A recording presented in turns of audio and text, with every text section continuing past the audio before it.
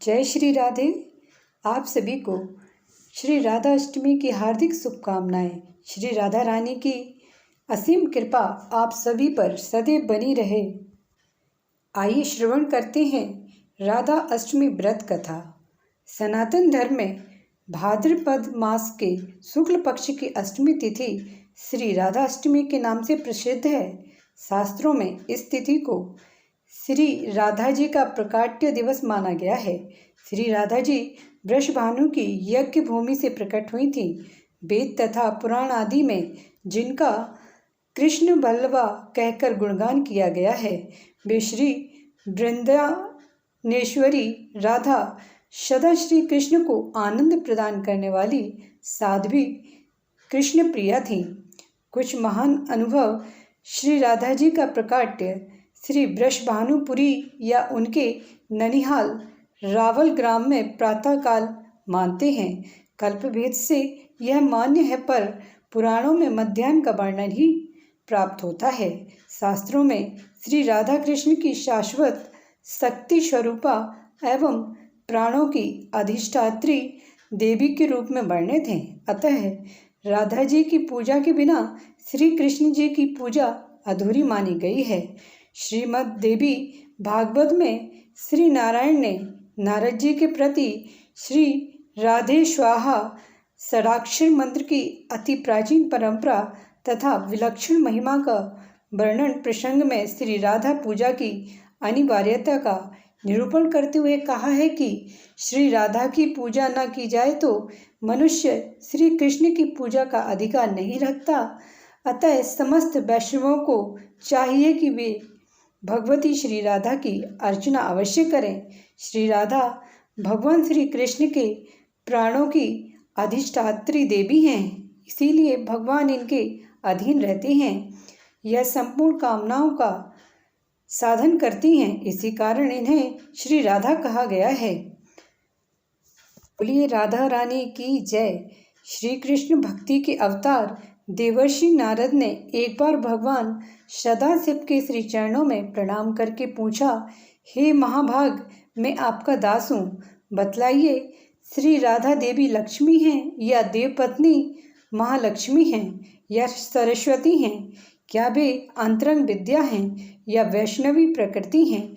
कहिए वे देव कन्या हैं अथवा मुनि कन्या हैं? सदाशिव बोले, हे मुनिवर, अन्य किसी लक्ष्मी की बात क्या कहें? कोटि कोटि महालक्ष्मी उनके चरण कमल की शोभा के सामने तुच्छ कही जाती हैं। हे नारद जी, एक मुँह से मैं अधिक क्या कहूँ? मैं तो श्री राधा के रूप, लावण्य और गुण आदि का वर्णन करने में अपने को असमर्थ पाता हूँ। उनके रूप आदि की महिमा कहने में भी लज्जित हो रहा हूँ। तीनों लोकों में कोई भी ऐसा समर्थ नहीं है जो उनके रूप आदि का वर्णन करके पार पा सके। उनकी रूप माधुरी जगत को मोहने वाले श्री कृष्ण को भी मोहित करने वाली है। यदि अनंत मुख से चाहूँ तो भी उनका वर्णन करने की मुझ में क्षमता नहीं है। नारद जी बोले, हे प्रभु, श्री राधिका जी के जन्म का महात्म्य सब प्रकार से श्रेष्ठ है। हे भक्त वत्सल्य, उसको मैं सुनना चाहता हूँ। हे महाभाग, सब व्रतों में श्रेष्ठ व्रत श्री राधा अष्टमी के विषय में मुझको सुनाइए। श्री राधा जी का ध्यान कैसे किया जाता है, उनकी पूजा अथवा स्तुति किस प्रकार होती है, यह सब मुझसे कहिए। हे सदाशिव, उनकी चर्चा, पूजा विधान तथा अर्चन विशेष सब कुछ मैं सुनना चाहता हूँ, आप बतलाने की कृपा करें।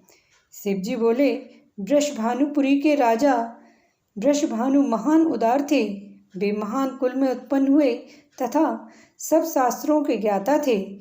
अणिमा, महिमा आदि 8 प्रकार की सिद्धियों से युक्त श्रीमान, धनी और उदार चेता थे। वे संयमी, कुलीन, शुद्धिचार से युक्त तथा श्री कृष्ण के आराधक थे। उनकी भार्या श्रीमती श्री कीर्तिदा थीं। वे रूप यौवन से संपन्न थीं और महान राजकुल में उत्पन्न हुई थीं। महालक्ष्मी के समान भव्य रूप वाली और परम सुंदरी थीं। वे सर्व विद्याओं और गुणों से युक्त कृष्ण स्वरूपा तथा महापतिव्रता थीं। उनके ही गर्भ में सुबदा भाद्रपद की शुक्लाष्टमी को मध्याह्न काल में श्री वृंदानेश्वरी श्री राधिका जी प्रकट हुई। हे महाभाग, अब मुझसे श्री राधा जन्म महोत्सव में जो भजन पूजन अनुष्ठान आदि कर्तव्य है उन्हें सुनिए। सदा श्री राधा जन्माष्टमी के दिन व्रत रखकर उनकी पूजा करना चाहिए। श्री राधा कृष्ण के मंदिर में ध्वजा, पुष्पा, माल्य, वस्त्र, पताका, तोरण आदि नाना प्रकार के मंगल द्रव्यों से यथाविधि पूजा करना चाहिए। स्तुति पूर्वक सुवासित गंध, पुष्प, धूप आदि से सुगंधित करके उस मंदिर के बीच में 5 रंग के चूर्ण से मंडप बनाकर उसके भीतर षोडश दल के आकार का कमल यंत्र बनाएं। उस कमल के मध्य में दिव्यासन पर श्री राधा कृष्ण की युगल मूर्ति स्थापित करके ध्यान, पाद्य, अर्घ आदि से क्रम पूर्वक भली भांति उपासना करके भक्तों के साथ अपनी शक्ति के अनुसार पूजा की सामग्री लेकर भक्ति पूर्वक सदा संयत होकर उनकी पूजा करें। जिनकी स्वर्ण और नील कमल के समान अति सुंदर कांति है, जो जगत को मोहित करने वाली श्री से संपन्न है, नित्य ललिता आदि सखियों से परिव्रत हैं, सुंदर नील और पति वस्त्र धारण किए हुए हैं तथा जिनके नाना प्रकार के आभूषणों से आभूषित अंगों की कांति अति मधुर है, उन अव्यय सुलित युगल किशोर रूप श्री राधा कृष्ण के हम नित्य शरणापन्न हैं। इस प्रकार युगल मूर्ति का ध्यान करके सालग्राम में अथवा मूर्ति में पुनः सम्यक रूप से अर्चना करें। भगवान को निवेदन किए गए गंध, पुष्प, माल्य तथा चंदन आदि से समागत कृष्ण भक्तों की आराधना करें। श्री राधा जी की भक्ति में दत्यचित होकर उनके लिए प्रस्तुत नैवेद्य, गद्य, पुष्प, माल्य तथा चंदन आदि के द्वारा दिन में महोत्सव करें। पूजा करके दिन के अंत में भक्तों के साथ आनंद पूर्वक चरणोदक लेकर महाप्रसाद ग्रहण करें। फिर श्री राधा कृष्ण का स्मरण करते हुए रात में जागरण करें। चांदी और सोने की सुसंस्कृत मूर्ति रखकर उसकी पूजा करें। दूसरी कोई वार्ता न करते हुए नारी तथा बंधु बांधवों के साथ पुराण आदि से प्रयत्न पूर्वक इष्ट देवता श्री राधा कृष्ण के कथा कीर्तन का श्रवण करें। जो मनुष्य भक्ति पूर्वक श्री राधा जन्माष्टमी का यह शुभ अनुष्ठान करता है, उसके विषय में सब देवतागण कहते हैं कि यही मनुष्य भूतल में राधा भक्त है। इस अष्टमी को दिन रात एक एक पहर विधि पूर्वक श्री राधा माधव की पूजा करें। श्री राधा कृष्ण में अनुरक्त रसिक जनों के साथ आलाप करते हुए बारंबार श्री राधा कृष्ण को याद करें। इस प्रकार महोत्सव करके परम आनंदित होकर अंत में विधि पूर्वक साष्टांग प्रणाम करें।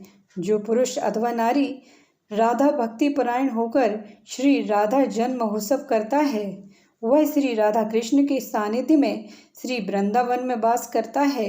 वह राधा भक्ति परायण होकर ब्रजवासी बनता है। श्री राधा जन्म महोत्सव का गुण कीर्तन करने से मनुष्य भवबंधन से मुक्त हो जाता है।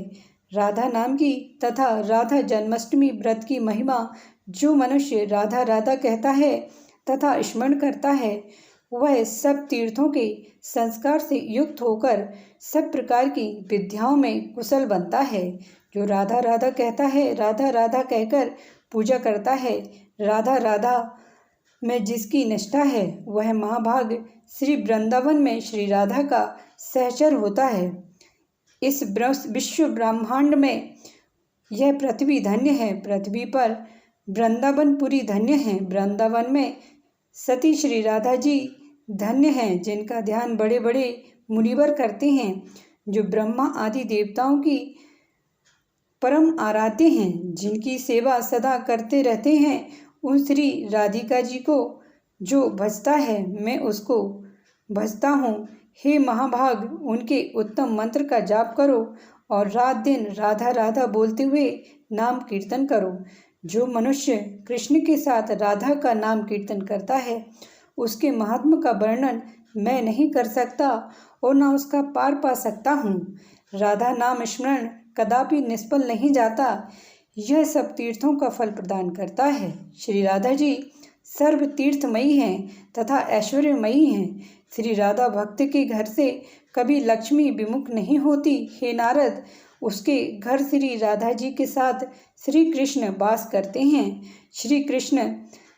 श्री राधा कृष्ण जिनके इष्ट देवता हैं उनके लिए यह श्रेष्ठ व्रत है।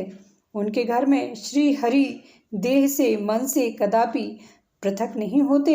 यह सब सुनकर मुनि श्रेष्ठ नारद जी ने प्रणत होकर यथोभक्त रीति से श्री राधाष्टमी में यजन पूजन किया। जो मनुष्य इस लोक में राधा जन्माष्टमी व्रत की यह कथा श्रवण करता है वह सुखी, मानी, धनी और सर्वगुण संपन्न हो जाता है।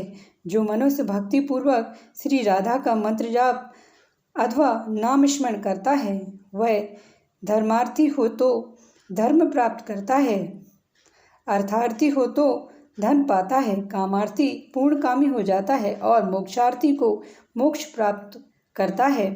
कृष्ण भक्त वैष्णव सर्वथा अनन्य शरण होकर जब श्री राधा की भक्ति प्राप्त करता है तो सुखी, विवेकी और निष्काम हो जाता है। बोलिए राधा रानी की जय। चैनल पर पहली बार आए हैं और चैनल को अभी तक सब्सक्राइब नहीं किया है तो चैनल को सब्सक्राइब करिए, बेल आइकन प्रेस करिए, लाइक करिए, कमेंट सेक्शन में जय राधा रानी लिखिए। मिलते हैं अगले वीडियो में। जय श्री राधे।